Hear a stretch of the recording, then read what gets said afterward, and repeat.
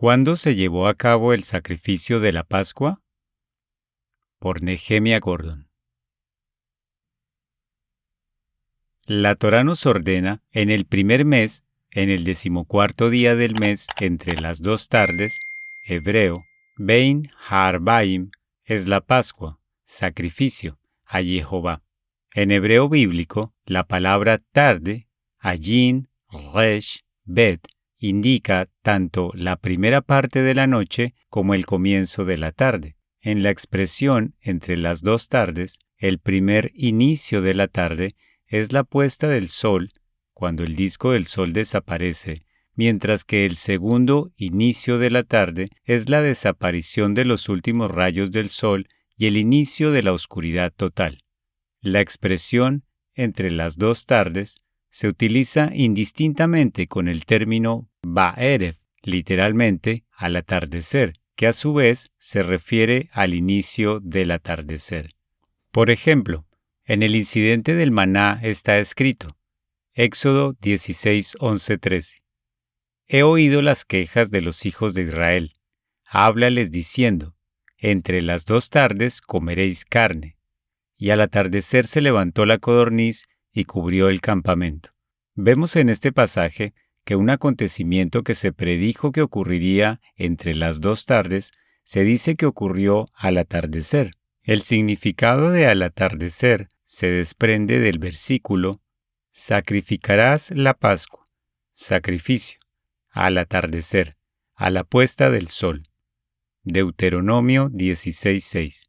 Vemos en este verso que al atardecer y a la puesta del sol son expresiones intercambiables, utilizadas en aposición.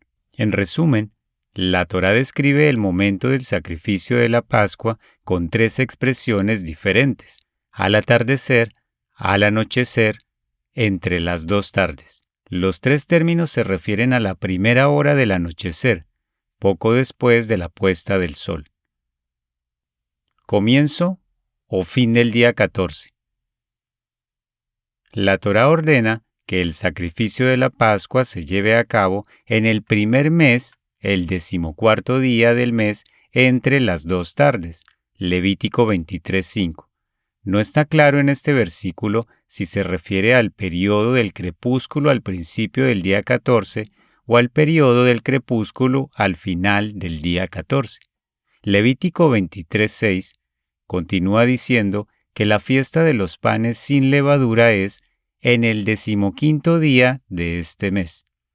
De este versículo se desprende que el sacrificio de la Pascua debe ser traído al atardecer al final del día 14 y comido esa misma tarde, en la noche del día 15. Esto es confirmado por Deuteronomio 16:4, que nos ordena con respecto al sacrificio de la Pascua, y no quedará de la carne que sacrifiques al atardecer del primer día hasta la mañana. Vemos que todo el cordero pascual debe ser comido la noche siguiente a su sacrificio, y no puede sobrar nada hasta la mañana. Véase también Éxodo 12:10-22. Para nuestro propósito, lo que es significativo es que el versículo describe el sacrificio de la Pascua como sacrificado al atardecer del primer día. El pasaje de Deuteronomio 16:1-8 se refiere a la fiesta de los panes sin levadura y no cabe duda de que el primer día, en el versículo 4, se refiere al primer día de los panes sin levadura. Ya hemos visto en Levítico 23:6 que el primer día de los panes sin levadura cae en el 15 del primer mes. Cuando miramos juntos Levítico 23:5-6 y Deuteronomio 16:4, queda claro que el sacrificio de la Pascua se trae al final del 14 del primer mes, entre las 2 tardes, y se come esa misma tarde del 15 del primer mes. El periodo de entre las 2 tardes se considera tanto el final del 14, Levítico 23:5, como el comienzo del 15, Deuteronomio 16:4. No es raro que la Torá se refiera a tal fecha al atardecer y que se refiera a la noche que termina ese día. En Levítico 23-27 aprendemos que el día de la expiación ocurre el día 10 del séptimo mes. Unos versos más adelante, la Torá aclara lo que significa el 10º día. Y afligiréis vuestras almas en el 9º del mes al atardecer. Desde la tarde hasta la noche observaréis vuestro Shabbat. Levítico 23-32. Así vemos que ayunar el 10º día significa ayunar desde la puesta del sol del día 9 hasta la puesta del sol siguiente. En este verso, el 9º al atardecer se refiere al inicio del atardecer al final del día 9º, no al principio. Así que el ayuno del día de la expiación del 10 del mes va desde la puesta del sol que termina el 9 hasta la puesta del sol que termina el 10. Véase también Éxodo 12:18. Del mismo modo, el 14 entre las dos tardes, en el verso 5 del mismo capítulo, se refiere al final del 14, no al principio, como confirma Deuteronomio 16:4. Y no quedará de la carne que sacrifiques al atardecer del primer día hasta la mañana. La Pascua y la levadura. Actualmente se escucha mucho sobre la fiesta de la Pascua. Incluso nosotros los caraítas nos referimos a ella a menudo de esa forma.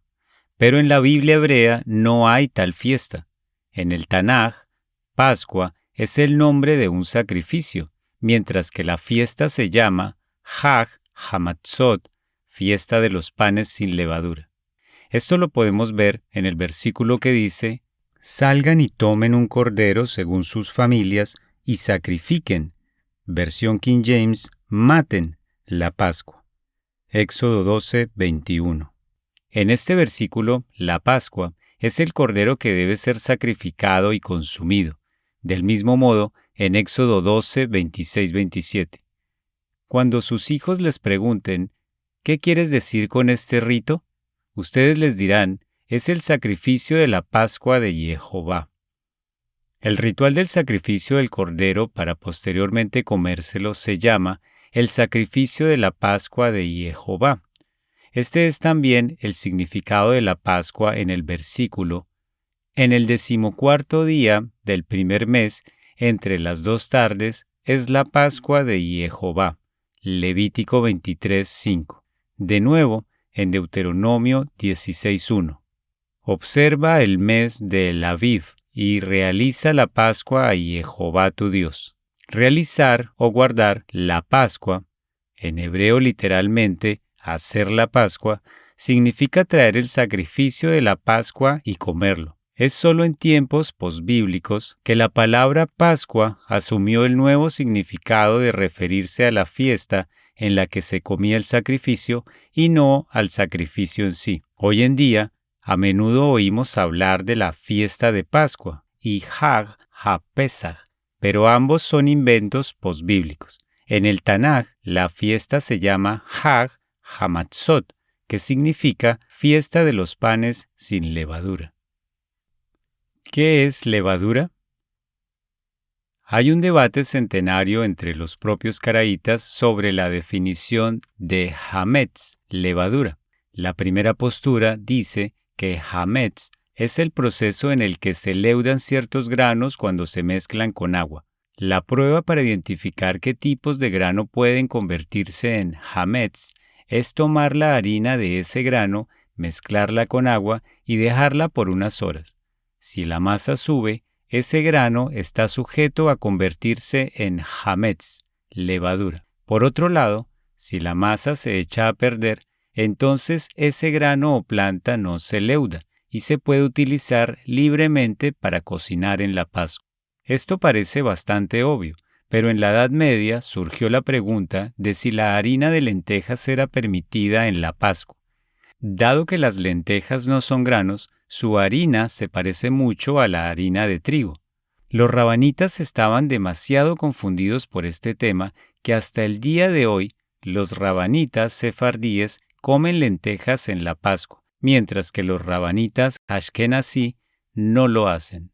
En lugar de aceptar reglas arbitrarias, los sabios caraítas se sentaron y realizaron experimentos y llegaron a la conclusión que la harina de lentejas no se eleva, sino que se echa a perder. Por lo tanto, las lentejas en todas sus formas son permisibles en la Pascua. Lo mismo con el arroz.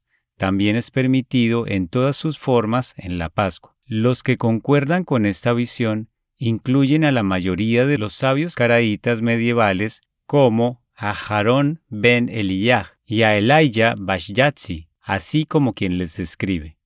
No todos los caraítas están de acuerdo con esta definición. La segunda escuela de pensamiento argumenta que hametz no está hablando estrictamente de levadura, sino algo así como fermentación.